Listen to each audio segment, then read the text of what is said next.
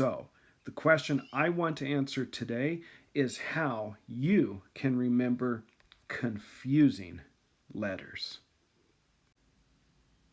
Lowercase b's and lowercase d's used to confuse me all the time. But then somebody showed me a trick. You can turn a lowercase b into a capital B just by adding right on top of it. You're not able to do that with a lowercase d. So that helped me remember which letter was B and which letter was D. Two more letters that I found confusing were lowercase u and lowercase n. They look very similar, except they're turned upside down from one another, until someone reminded me that U makes an sound. And in the middle of the word cup is the sound And a U is shaped just like a cup that you would drink out of. If I tried to spell cup C-N-P,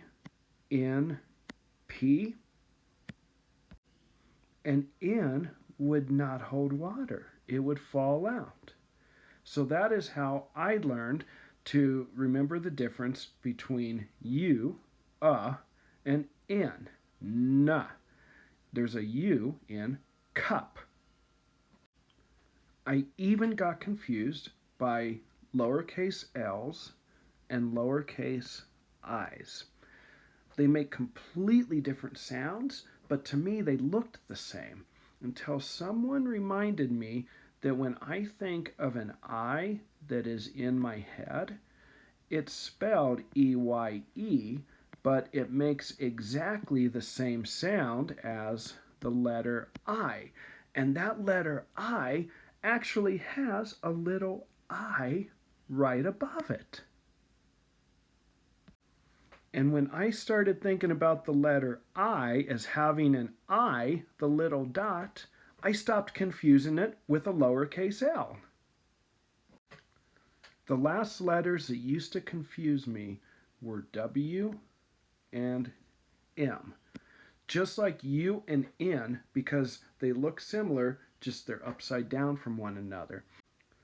But once I learned that cup has a U in the middle, and that U acts just like a cup that holds water, it made it a lot easier for me to think about a double U as being two cups. And if you tried to pour water into a lowercase m, it would just fall out. And that's how I taught myself to remember the difference between W and M.